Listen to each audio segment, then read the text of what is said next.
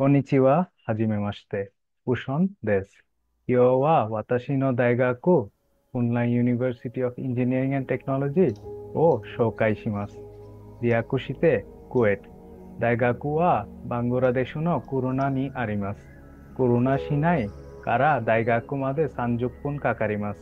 バングラデシュで最も美しい大学です。このゲートはユニークな構造をしている。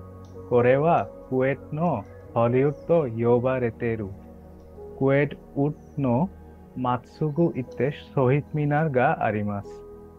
広い中央フィールド、ショヒッドミナー隣があります。中央フィールド右に美しいコードがあります。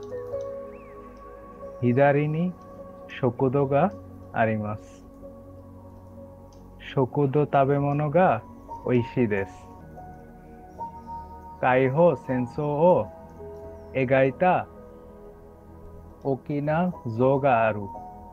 ポッドプクンの景色がとても綺麗です。どうぞよろしくお願いします。